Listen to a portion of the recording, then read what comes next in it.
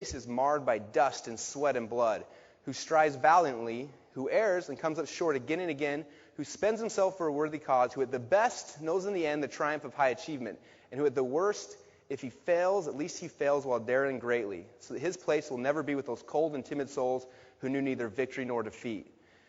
And I remember sitting there thinking, man, I failed. I didn't reach my goals. This is something I've been working on for 15 years. I started thinking, I said, did I really fail?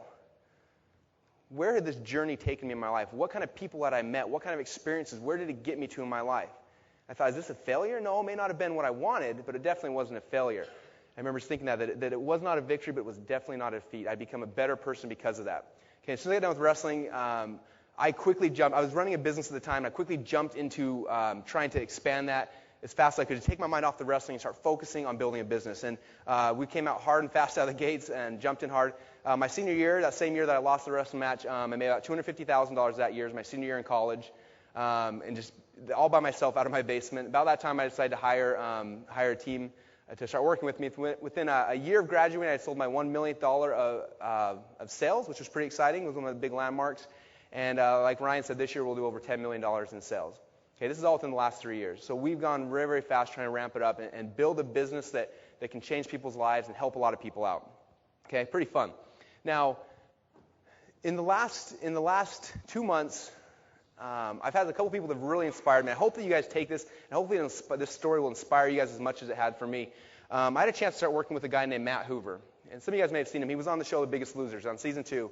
And he used to wrestle at Iowa. He was a really good wrestler. And after the show, he went and he started drinking a lot. He didn't, similar to mine, he'd missed his goals. He started drinking a lot, and he got really, really big. He blew up really big. And during one day, he was sitting there on the couch with a beer on his chest, watching The Biggest Loser, and he thought, you know what, I need to change my life. And he got off the couch, called the show up, and he ended up getting on the show. He ended up losing like 157 pounds, I believe. Ended up winning The Biggest Loser, and just did an awesome job. Won $250,000. And I had a chance to meet him about 4 or 5 years later. And at the time, after the show, he'd gone up in weight and down in weight, up and down weight and down in weight. And when I met him, I was trying to meet him to do a project with him. Got to know him really well. And I remember I was sitting there at the table, and he said, hey, Russell, one of the things I'm doing, I'm going to try out for the Olympics again. I thought, you're 4 years older than me. How can you try out for the Olympics again? He said, Russell, I've got my whole life ahead of me. I can do whatever I want. He's like, I have the ability. I can wrestle. I can run. In fact, he just signed up. He's running the Ironman in Hawaii in 6 months.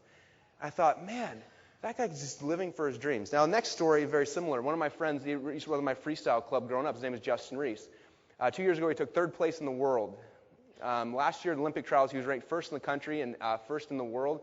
He was supposed to be an Olympic champion. In the Olympic trial finals, he lost a match, which made it so he didn't get a chance to go and wrestle. And what he did is he went, similar to my story, he went, moved, started working, and trying to get his mind out of it. And I remember I went to his blog about a month and a half ago, and I was reading a blog post he made, and he said, hey, I'm in Wyoming now, and a lot of you guys know what happened after I got into wrestling. I moved away and tried to forget about it. He said, last night I came home, and I started watching, I started going through YouTube looking for wrestling stuff, and I saw my match. Someone had posted my match that I lost in Olympic trials. He said, when I saw that, I started crying uncontrollably, and I cried for over an hour. My wife held me, and I bawled, and I bawled, and I bawled. He said, I decided that moment that I'm going to fight for my dreams, and I'm going to go again, I'm going to compete for the Olympics.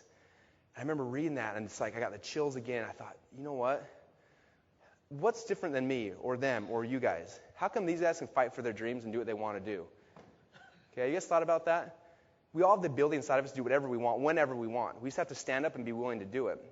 And so what happened was kind of interesting. I called up Justin, and I said, Justin, I believe in your dream so much that I'm going to fund your Olympic wrestling trip. But you've inspired me so much that I'm also going to start competing with you. And so I actually decided that I'm going to start competing for the 2012 Olympics in London. So,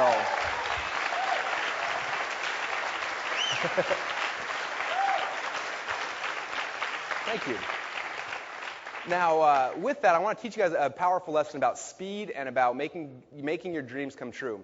Okay, I didn't say hope your dreams come true. I said fight for your dreams to come true. There's a big difference there. Okay. Now, fighting for your dreams to come true. 6 weeks ago, when I talked to Justin, I said, you know what, Justin? You moved to Boise and start training for me. So first thing, we got him to come and become my personal training partner.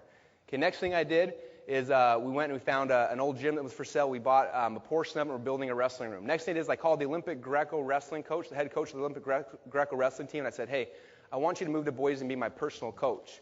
And because we're in a business like we're in, And because everybody has a price, it becomes very easy to hire the best coaches in the world to come and move to your hometown to start training you. And we're also building a wrestling club where, from this point forward, wrestlers, both in Greco and freestyle, will have a chance to compete and have jobs. We're going to be funding jobs. The wrestlers can compete, they can travel, they can train, and a whole bunch of stuff. Okay? This has all happened in the last 3 to 4 weeks.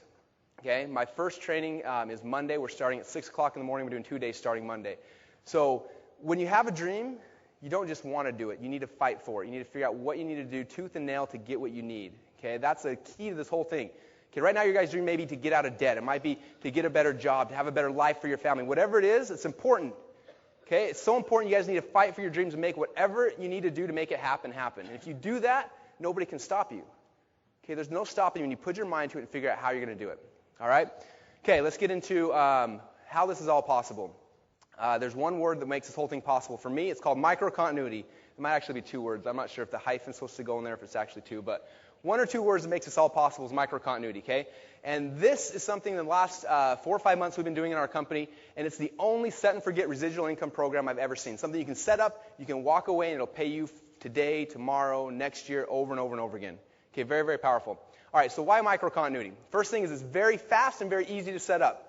This is important, okay? I know this because we train thousands and thousands of students to our coaching programs every single year, and if people have to take more than the longer the process is for you to learn how to do something, the more likely you are not to succeed. And we spent years and years trying to figure out how we can shave down the time it takes to be successful, how we can cut it down shorter and smaller and smaller and smaller and smaller until we came up with the microcontinuity system. We have students now who are completing their entire business and making their first sale within 48 hours of learning about the program. Okay, it's a very fast, short, easy system that you can make money very, very quickly on. That's important because if it's going to take you 6 months, a year to be successful, most of you guys are not going to make it. It's too difficult with all the stresses and the problems and things we have in life. This is something you can realistically do in a weekend if you put your heart and soul into it. Okay, if you're fighting for your dreams, you can do it in a weekend. Okay, if you're taking your time, it might take you a week or 2, but it's not a complicated system. Very easy to set up. Second thing is after you set it up, you can step away from it and do something else. You can train for the Olympics. You can follow your dreams. Whatever it might be, you have the opportunity now to do that because you can set it up and you can walk away from it. Okay, and it keeps on running whether you're there or not. And so that you have the chance now to pursue your dreams in your life. All right, so 2 things I'm going to talk about during this presentation. First thing is traffic, or the second thing is going to be traffic systems. Now, who here's got a list? They've already built a list. Who here's got a list of over 10,000 people?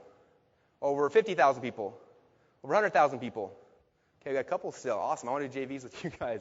My company, the way my business model works is I have to generate between 8,000 and 10,000 buyers every single month, or else my company, I'll start firing people. Okay, that's the way my company works.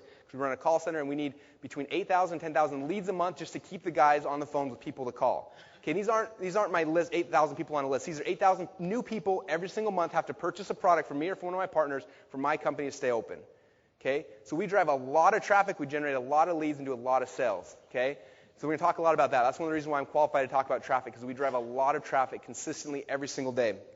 Okay, next thing is we don't just do one type of traffic. I don't just do pay-per-click or just do SEO. We do all sorts of traffic. In fact, Monday, I'm really excited about this. We filmed this about a year ago. Monday, my first infomercial is going to be running. This is a picture of me and the host on my infomercial. So if you guys see it at 2 or 3 in the morning, it's going to be on some cable channels. This is my infomercial. So we're doing everything to drive traffic and to build lists and to buy media, even as far as going and trying out an infomercial. So we try and we test everything. We have a lot of experience with a whole bunch of different types of media and how to drive traffic. Okay, and the next thing I'm talking about is microcontinuity. Okay, so what is microcontinuity is the next question. The powerful thing about microcontinuity is it solves 2 major problems, 2 of the big myths of internet marketing.